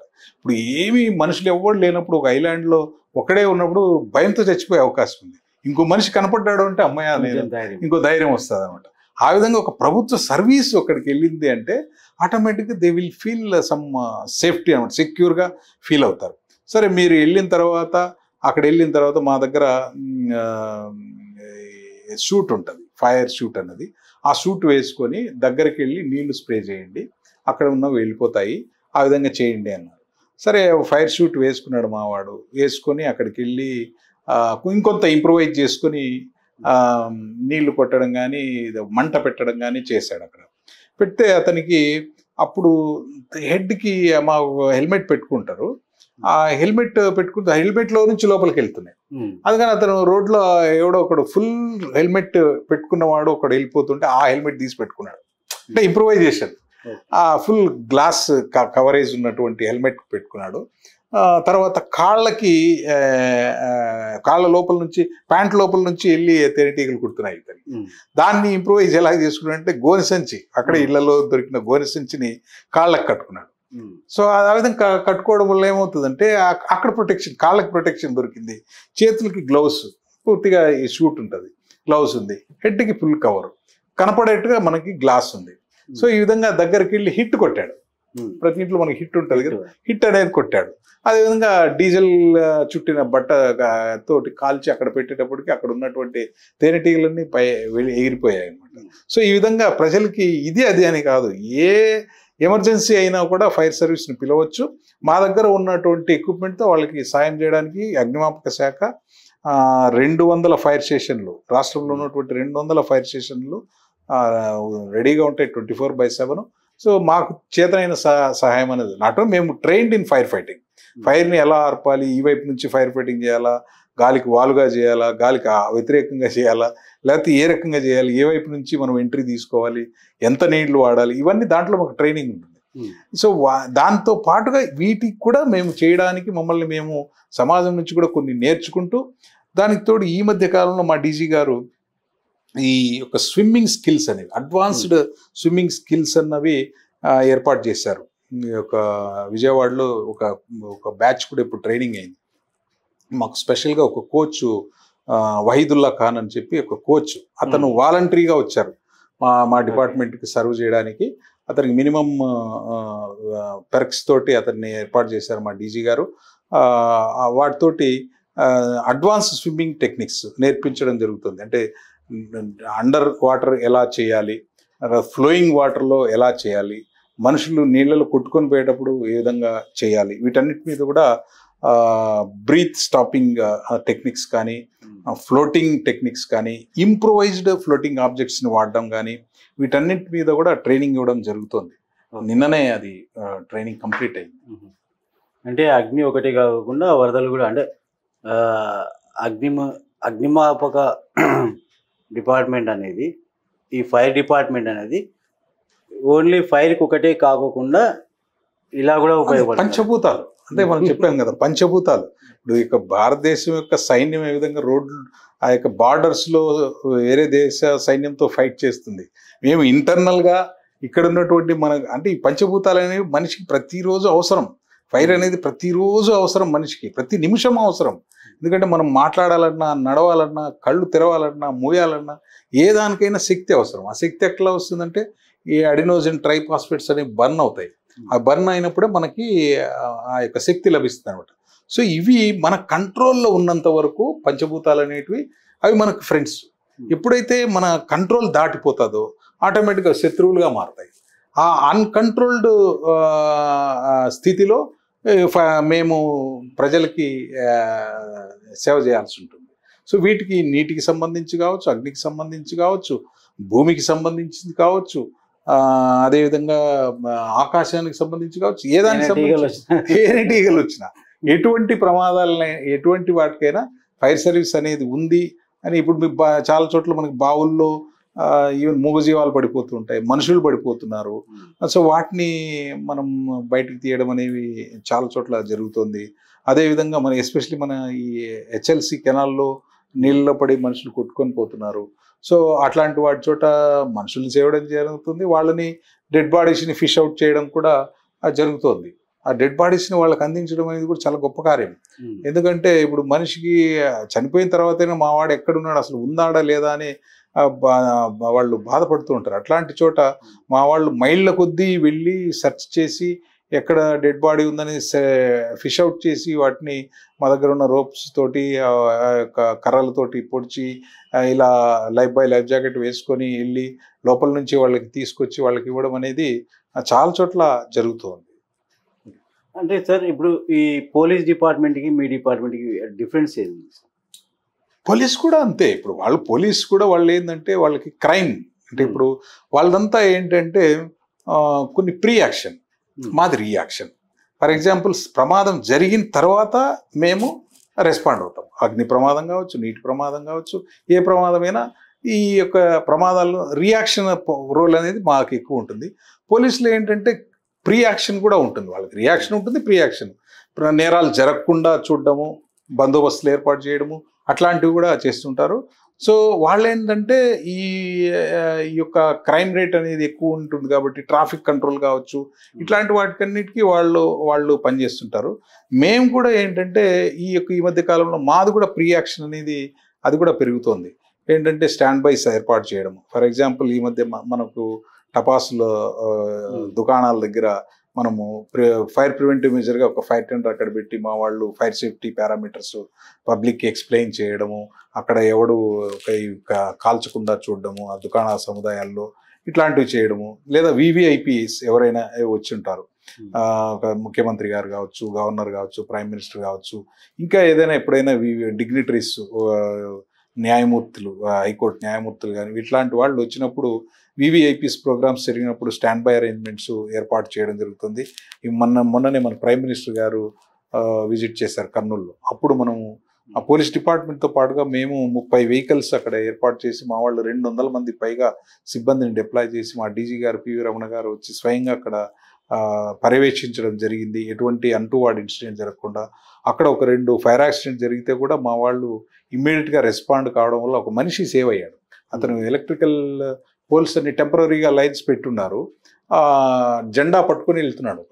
ఆ జెండా పట్టుకుని వెళ్ళినప్పుడు ఐరన్ జెండా, అది ఐరన్ కడ్డీతో ఏర్పాటు చేసుకున్నది, లైన్కి టచ్ అయింది. ఆ టచ్ అయినప్పుడు ఒక మనిషి స్పాట్లో చనిపోయాడు. ఇంకొక మనిషికి మా వాళ్ళు 24/7 అక్కడ ఉన్నారు నైట్ టైంలో. వీళ్ళ దగ్గర ఉన్న ఫుడ్ ప్యాకెట్స్ విసిరి ఆ యొక్క జెండా కడ్డీని పక్కకు తప్పించి ఆ మనిషి సేవ్ అయ్యాడు. ఈ విధంగా అదేవిధంగా ఎలక్ట్రికల్ షార్ట్ సర్క్యూట్ ఒకటి అయింది ఒక పండాల్స్లో. చిన్న ఫైర్ అయితే దాన్ని కూడా ఇమ్మీడియట్గా మా వాళ్ళు అక్కడ ఉన్న ఫైర్ ఎక్స్టింగ్విషర్ తోటి ఆర్పడం వల్ల అది పెద్ద ప్రమాదంగా మారలేదు. సో ఈ విధంగా స్టాండ్ బై అరేంజ్మెంట్స్ అనేది వివిఐపీస్ ఉన్న చోట కావచ్చు, హ్యూజ్ పబ్లిక్ గ్యాదరింగ్ ఎక్కడైనా ఉన్నప్పుడు కూడా మా వాళ్ళు కలెక్టర్ గారు ఆదేశించినప్పుడు, ఆయా జిల్లాల కలెక్టర్ గారు ఆదేశించినప్పుడు మా వాళ్ళు వెళ్తున్నాం. మేము వెళ్ళి అక్కడ స్టాండ్ బై అరేంజ్మెంట్స్ ఏర్పాటు చేసి ప్రివెంటివ్ మెజర్స్ కూడా, ప్రీ యాక్షన్ రోల్ కూడా మేము ప్లే చేస్తున్నాం. సార్ అంటే ఇప్పుడు మీ సర్వీస్లో, అంటే ఇంతవరకు మీ సర్వీస్లో మీరు అంటే ఏవేవైతే చేశారని, అంటే ఒక 4 సంఘటనలు, ఏదైనా ఒక 2 సంఘటనలు. ముఖ్యంగా నాకేంటంటే నేను స్టేషన్ ఫైర్ ఆఫీసర్గా వచ్చాను ఈ డిపార్ట్మెంట్లోకి. మొదటగా నేను హిందూపూర్ ఫైర్ స్టేషన్లో వర్క్ చేసేటప్పుడు స్పిన్నింగ్ మిల్ అనేది ఉంది మణేసముద్రం అనే చోట. అక్కడ ఒక పెద్ద ఫైర్ యాక్సిడెంట్ జరిగింది ఆ స్పిన్నింగ్ మిల్లో. ఆ ఫైర్ యాక్సిడెంట్ జరిగినప్పుడు దాదాపుగా ఆ కాలంలో అంటే ఆల్మోస్ట్ 95-96 ఆ ప్రాంతంలో 6-7 కోట్ల నష్టం జరిగింది అప్పుడు. ఆ టైంలో ఆ యాక్సిడెంట్ జరిగినప్పుడు జిల్లా వ్యాప్తంగా ఉన్నటువంటి ఫైర్ ఇంజన్లన్నింటినీ పిలిపించి అక్కడ ఆల్మోస్ట్ 1 వీక్ ఫైర్ ఫైట్ చేశాం. మన కర్ణాటక నుంచి కూడా కొన్ని ఫైర్ ఇంజన్లు పిలిపించాం. అంత పెద్ద ఫైర్ని మనము అది ఎందుకంటే ఆ యొక్క హిందూపురం యొక్క ఆర్థిక అభివృద్ధికి ఆ రోజు అది చాలా పెద్ద కారణం ఆ స్పిన్నింగ్ మిల్ అనేది. ఆ స్పిన్నింగ్ మిల్ 1000 మంది వర్క్ చేస్తారు. అప్పటికే దాదాపుగా 2000 మంది వర్క్ చేసేవాళ్ళు. ఆ యొక్క హిందూపురం అభివృద్ధిలో కూడా అది కూడా భాగం అది.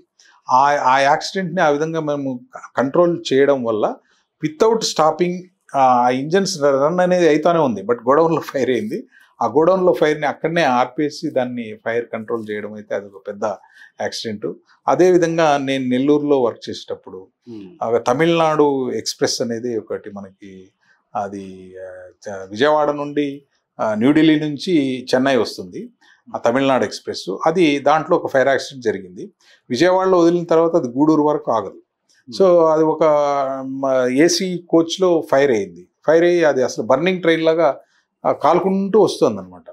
సో కాలుకుంటూ వచ్చేటప్పుడు అసలు ఎవరో చూసి నెల్లూరు అవతల ఒక గేట్ కీపర్ చూసి రైల్వే గేట్ మ్యాన్ చూసి ఫైర్ అవుతుందని మెసేజ్ ఇవ్వడం వల్ల గార్డ్కి స్టాప్ చేశారు. నెల్లూరులో S2 సినిమా థియేటర్ అని వస్తుంది అక్కడ స్టాప్ చేశారు. చేసిన తర్వాత తెల్లవారుజామున అది ఆల్మోస్ట్ అరౌండ్ 3 o'clock అప్పుడు జరిగింది సంఘటన. అందరూ డీప్ స్లీప్లో ఉంటారు ఆ టైంలో. ఆ డీప్ స్లీప్లో ఆ బోగీలో అది ఇంకొక బోగీకి ఎక్స్టెండ్ అవుతుంది. మేము ఆ టైంలో మేము ఇమ్మీడియట్గా వెళ్ళి అక్కడ అది డీలింక్ చేసేసి ఆ యొక్క బోగీలన్నింటినీ రిమైనింగ్ ఆ బోగీ తప్ప మిగిలిన వాటికన్నిటికీ డీలింక్ చేసేసి ఎస్పీ గారికి కలెక్టర్ గారికి మెసేజ్ ఇస్తూనే వాళ్ళందరూ వచ్చేసారు. రెవెన్యూ పోలీస్ ఆఫీషియల్స్ అందరూ వచ్చిన తర్వాత ఈ ఏర్పాట్లన్నీ జరిగిన తర్వాత ఆ యాక్సిడెంట్ అనేది ఆ బోగీకి మాత్రమే రెస్ట్రిక్ట్ అయింది. దాంట్లో ఆల్మోస్ట్ 20 మంది చనిపోయారు. ఆ 20 మంది ఆ రోజు నేను I was the first officer who attended that accident. అసలు లోపల చూస్తే ఎంత భయానకంగా ఉందంటే ఒక ఆమె ఇలాగా బిడ్డను ఇలా పట్టుకొని ఉండి అలాగే చనిపోయింది. అది టచ్ చేస్తే అలా బూడిద రాలిపోయింది అనమాట. అట్లా ఆ సీట్లో కూర్చొని ఇంకొక ఆమె ఏడ్చుకుంటూ ఉంది. నా భర్త ఆమె హిందీ మాట్లాడుతుంది. మేరా పతి అందరూ ఉస్కో బచావ్ అని చెప్పి ఆ ఫస్ట్ ఈవెన్ సేవ్ చేయాలని ఆమె రాదు. అప్పుడు ఈవెన్ తీసుకెళ్ళి ఇమ్మీడియట్గా హాస్పిటల్లో అడ్మిట్ చేయించడము ఇట్లా లైఫ్ సేవ్ అనేది చాలామంది ప్రాణాలు అక్కడ కాపాడడం జరిగింది. ఇమ్మీడియట్గా ముఖ్యమంత్రి గారు కూడా అప్పుడు కిరణ్ కుమార్ రెడ్డి గారు ఉన్నారు. అప్పుడు ఆయన సార్ కూడా వచ్చారు, ఇన్సిడెంట్ మానిటర్ చేశారు. సో ఈ విధంగా ఆ ఇన్సిడెంట్ కావచ్చు. తర్వాత ముఖ్యంగా ఇంకొక నాకు సంతృప్తినిచ్చింది ఏంటంటే సిద్ధార్థ్ సీన్ అని ఒక కలెక్టర్ గారు ఉండేవాళ్ళు చిత్తూరు జిల్లాని. అక్కడ వర్క్ చేసేటప్పుడు మా యొక్క కష్టాన్ని ఆయన గమనించి మాది ఒక ఇగ్నోర్డ్ డిపార్ట్మెంట్ ఇందాక మీరు అన్నట్టుగా ఆ ఇగ్నోర్డ్ డిపార్ట్మెంట్కి సార్ మాకు సరైన ఎక్విప్మెంట్ ఉంటే మేము ఇంకా కొంచెం బెటర్గా మేము ఈ పబ్లిక్కి సర్వ్ చేస్తాం సార్ అంటే ఆయన జిల్లాలో నేను పనిచేసేటప్పుడు చూసి ముఖ్యంగా తిరుమలలో ఒకసారి ఫ్లాష్ ఫ్లడ్స్ వచ్చాయి. ఆ ఫ్లాష్ ఫ్లడ్స్ వచ్చినప్పుడు కింద తిరుపతిలో ఏం లేదు, నార్మల్గా ఉంది, ఎండగా వస్తుంది. పైన తిరుమలలో ఒక్కసారిగా వర్షం పడేటప్పటికి ఆ పైనుంచి వాటర్ ఆ యొక్క హిల్స్ నుంచి కిందికి ఎలాగా కపిల్ తీర్థం దగ్గర నీళ్లు దుంకేసాయి. ఈ మధ్యలో గుండాలు అనేవి ఉంటాయి. ఆ గుండాల్లోకి ఆ రోజు సండే, యాక్చువల్గా ఆ సండే రోజు ఈ పిల్లలు ఇంటర్మీడియట్ పిల్లలు స్విమ్ చేయడానికి వెళ్ళి 8 మంది పిల్లలు ఆ గుండాల్లోంచి అలాగా దాదాపు 100s of feet ఆ కొండల మీద నుంచి అలా పడిపోయి చనిపోయారు. ఆ డెడ్ బాడీస్ని మనం రాత్రి ఎంబౌళ్ళు అక్కడే ఉండి ఆ కపిల్ తీర్థంలో ఉన్న నీళ్ళన్నీ బయటికి తోడేసి ఆ సారు అరౌండ్ 2 o'clock వచ్చారు.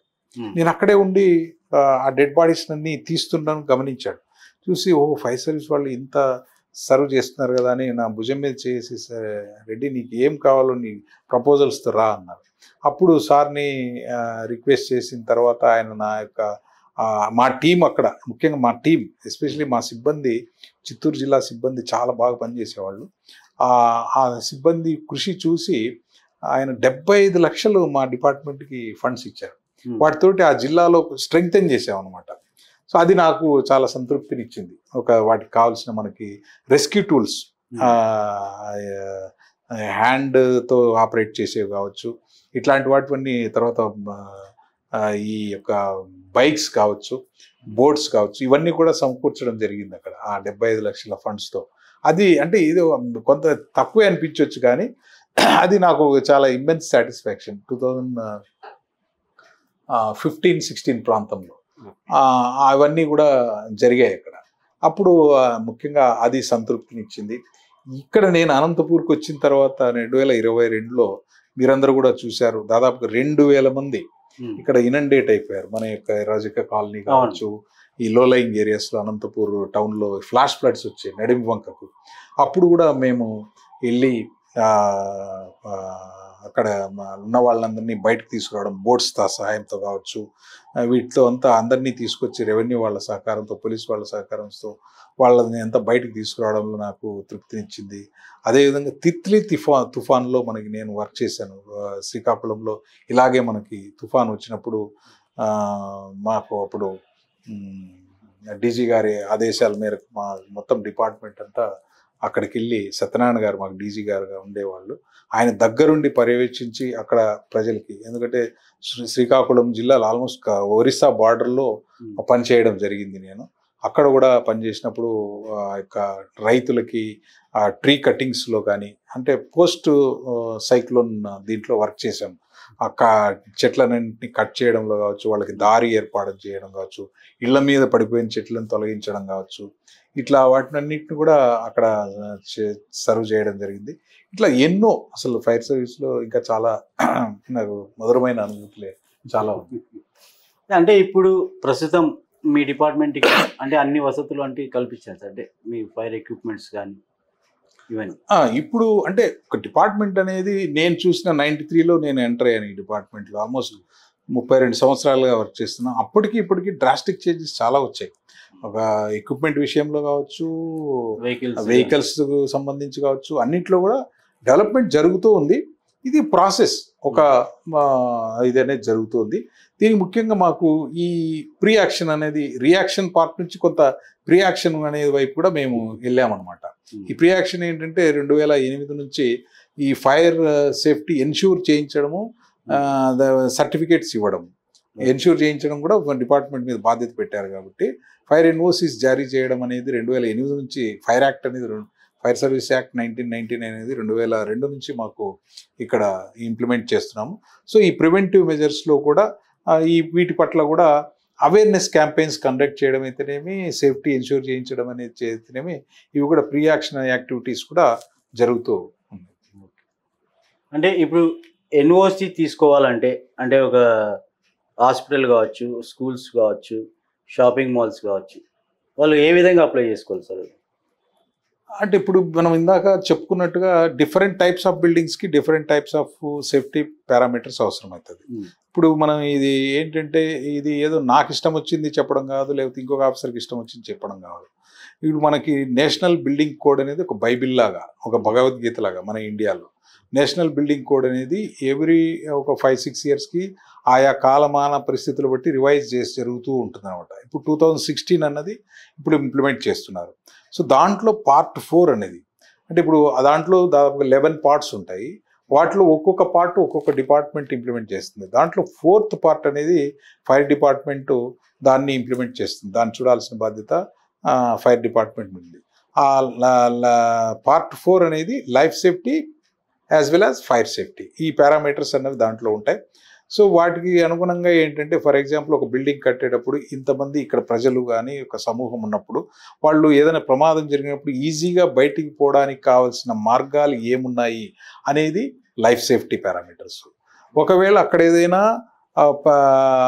ఫైర్ యాక్సిడెంట్స్ జరిగితే ఎలా ఫైర్ ఫైట్ చేయాలనేది ఫైర్ సేఫ్టీ మెజర్స్.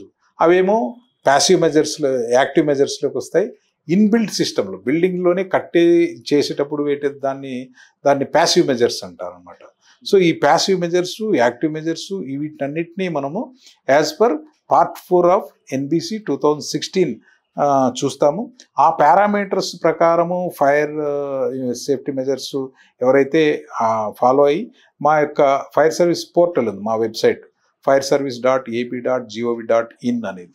సో ఈ వెబ్సైట్లో కనుక వాళ్ళు ఫైర్ సేఫ్టీ ఇన్ష్యూర్ చేసి వాటి యొక్క డీటెయిల్స్ ఇస్తూ దానికి ఫీజు కట్టాల్సి ఉంటుంది. ఫర్ ఎగ్జాంపుల్ ప్రొవిజనల్ ఎన్ఓసికి అయితే కనుక 10 rupees per square metre, occupancy ఎన్ఓసికి అయితే కనుక ప్రొవిజనల్ ఎన్ఓసికి ఎంత కట్టుంటారో దాంట్లో 10% అంటే 1 రూపీ.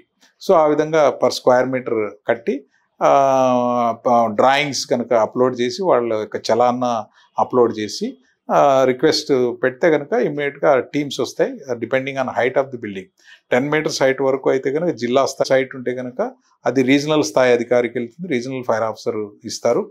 మోర్ దాన్ 15 ఉంటే కనుక డీజీ గారి స్థాయికి వెళ్తుంది, డీజీ గారికి ఇస్తారు.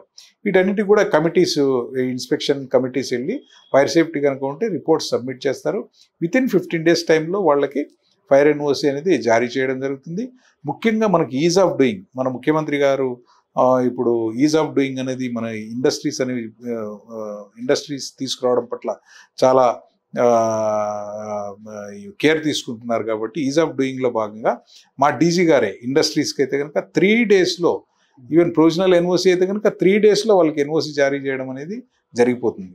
ఒకవేళ ఫైర్ సేఫ్టీ పారామీటర్స్ లేకుంటే 3 డేస్లో వాళ్ళకి ఏదో ఎస్ఆర్ నో ఏదో ఒకటి వాళ్ళకి చెప్పేయడం జరుగుతుంది.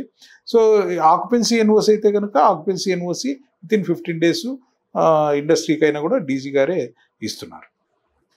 సరే, ఇప్పుడు ఇండస్ట్రీస్ అన్నారు కదా మీరు, ఇండస్ట్రీస్లో ఫైర్ యాక్సిడెంట్స్ కూడా ఎక్కువ జరుగుతున్నాయి. అవి ఏ విధంగా చేస్తారు? అవి ఇప్పుడు మనకి ఇండస్ట్రీస్, ఇప్పుడు మనం ఇందాక చెప్పుకున్నట్టుగా ఇప్పుడు ఈ రకరకాల బిల్డింగ్స్లో రకరకాల రిస్క్ ఉంటుంది అనమాట. ఇండస్ట్రీస్లో అయితే ఏమవుతుందంటే మనకి రా మెటీరియల్స్ ఉంటాయి, అదేవిధంగా ఫినిష్డ్ గూడ్స్ ఉంటాయి, ఇవన్నీ స్టోర్ చేస్తారు. అదేవిధంగా ఈ యొక్క యంత్రాలు, ఈ యొక్క మెషిన్స్లో వచ్చేటువంటి మెకానికల్ స్పార్క్స్ వల్ల ఫైర్ యాక్సిడెంట్ జరిగే అవకాశం ఉంటుంది. ఈ ఎలక్ట్రిసిటీ వల్ల, షార్ట్ సర్క్యూట్ వల్ల ఫైర్ యాక్సిడెంట్ జరిగే అవకాశం ఉంటుంది. లేదా కేర్లెస్గా స్మోక్ చేసి ఎవడైనా బీడీ సిగరెట్ పడేయడం వల్ల కావచ్చు, ఇట్లా సబోటేజ్ కావచ్చు, ఇలా రకరకాలుగా ఫైర్ యాక్సిడెంట్ జరిగేదానికి అవకాశం ఉంది ఇండస్ట్రీస్లో.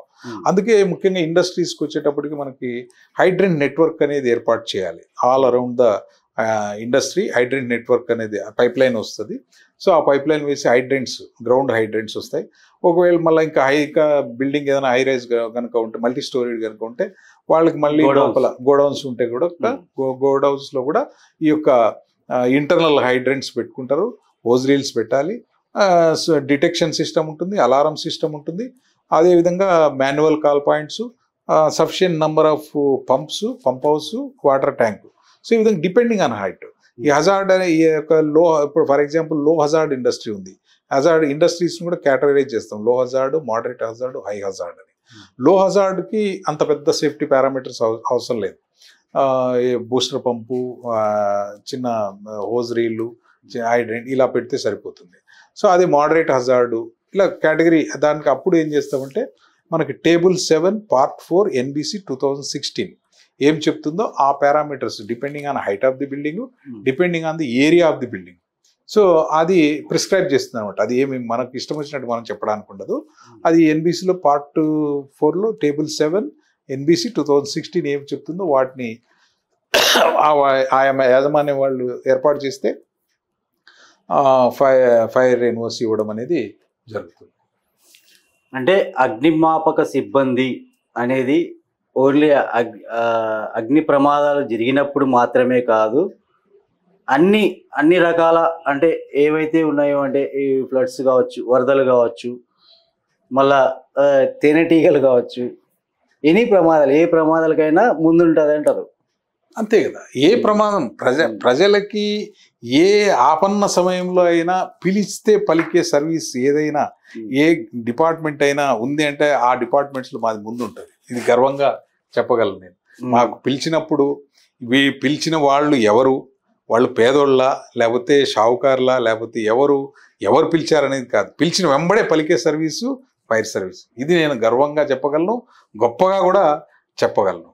ఎందుకంటే మేము ఎటువంటి ప్రమాదాలకైనా అటెండ్ కావాల్సిన అవసరం ఉంది. ప్రజలు కూడా ఆ విధంగా పిలుస్తున్నారు, అవేర్నెస్ వస్తుంది. అందుకే ముఖ్యంగా మేము మా డీజీ గారి ఉత్తర్వుల మేరకు ఇప్పుడు అవేర్నెస్ ప్రోగ్రామ్స్ అనేవి కూడా కండక్ట్ చేస్తున్నాం. ఎస్పెషలీ స్కూల్స్లో కానివ్వండి, మాక్ డ్రిల్స్ కండక్ట్ చేయడము, ఫైర్ సర్వీస్ ఒక ఫైర్ అయినప్పుడు what to do, what not to do, in case of fire మనం ఏం చేయాలి, ఏం చేయకూడదు, ఆ టైంలో ఎలా ఫైర్ సర్వీస్ని పిలవాలి, ఎలా మనకు లైన్ డిపార్ట్మెంట్కి హెల్ప్ చేయాలి, ఇవన్నీ కూడా మేము అవేర్నెస్ కల్పిస్తున్నాం. మీరు గమనించారు, మేము లాస్ట్ యుద్ధ సమయంలో మన పాకిస్తాన్తో యుద్ధం జరిగేటప్పుడు కూడా మేము మాక్ డ్రిల్స్ బస్ స్టాండ్లో కండక్ట్ చేశాము, రైల్వే స్టేషన్లో కండక్ట్ చేశాము, అదేవిధంగా అపార్ట్మెంట్స్లో కండక్ట్ చేశాము. లైవ్ అంటే అక్కడ ఆల్ ఆఫ్ సడన్గా అక్కడ వెళ్ళేసి ఇలా మేము ఇక్కడ డ్రిల్ కండక్ట్ చేస్తున్నాము, మీరు ఈ విధంగా చేయాలి అని చెప్పేసి జస్ట్ బ్రీఫ్ చేసి ఆల్ డిపార్ట్మెంట్స్ ఎంతవరకు సన్నాహమయ్యాము మనం ఏదైనా ఎమర్జెన్సీ జరిగినప్పుడు అన్నప్పుడు మా డిపార్ట్మెంటే మేజర్ రోల్ ప్లే చేసి ఆ ప్రజల్ని అవేర్నెస్ కల్పించడం అనేది జరుగుతుంది. అది కూడా ముఖ్యంగా అది ఎక్స్టెన్సివ్గా చేస్తున్నాం. ఓకే, ప్రజలు కూడా అగ్నిమాపక సిబ్బంది అనేది మనలో ఒక భాగంగా వాళ్ళు చేస్తున్నటువంటి కార్యక్రమాలు ఏవైతే ఉన్నాయో వాటిని గమనించి వాళ్ళకు మనం తోడ్పాటుతూ వాళ్ళతో పాటు మనం ఏదైతే ఇన్ఫర్మేషన్ అగ్ని ప్రమాదం జరిగినప్పుడు ఇన్ఫర్మేషన్ అనేది సకాలంలో ఇస్తూ అదేవిధంగా మీకు తోడ్పాటుతో ఉండి ముందుకెళ్ళాలని ప్రతి ఒక్కరిని కోరుకుంటున్నాను. అలాగే సార్ కూడా చివరిగా మా సిగ్నేచర్ ప్రేక్షకులకి వీక్షకులకి తప్పకుండా ఏం చెప్పాలనుకుంటున్నారు? సిగ్నేచర్ స్టూడియో వాళ్ళకి ముఖ్యంగా ఈ యొక్క అవేర్నెస్ తీసుకురావడంలో మీరు భాగమవుతున్నందుకు నాకు చాలా హ్యాపీగా ఉంది. ఎందుకంటే ప్రజలకి ఏదైనా సమాచారం కానీ ప్రభుత్వం నుంచి పొందే సహకారం కానీ తీసుకెళ్ళే ఈ వారధి లాంటి వారు మీరు. దాంట్లో మీరు బాధ్యతాయుతంగా సిగ్నేచర్ స్టూడియోస్ వాళ్ళు వచ్చి నాతో ఇంటర్వ్యూ ద్వారా ఈ విషయాలన్నింటినీ వైడ్ పబ్లిసిటీ ఇచ్చి మీరు ప్రజలకి చేరవేస్తున్నందుకు మీ యొక్క యాజమాన్యానికి ముఖ్యంగా విజయ్కి ధన్యవాదాలు తెలుపుకుంటున్నాను. మీరు ఇంత బాధ్యతగా ఉండి ఈ ప్రజలకి ఒక అందాల్సిన సేవల పట్ల కానీ పౌర సమాజం పట్ల కానీ ఒక ఫైర్ డిపార్ట్మెంట్లో కానీ మీరు బాధ్యత చూపించినందుకు నేను కృతజ్ఞతలు తెలియజేస్తూ అగ్నిమాపక శాఖ తరపున మీ సిగ్నేచర్ స్టూడియో వారికి ధన్యవాదాలు. Thank you.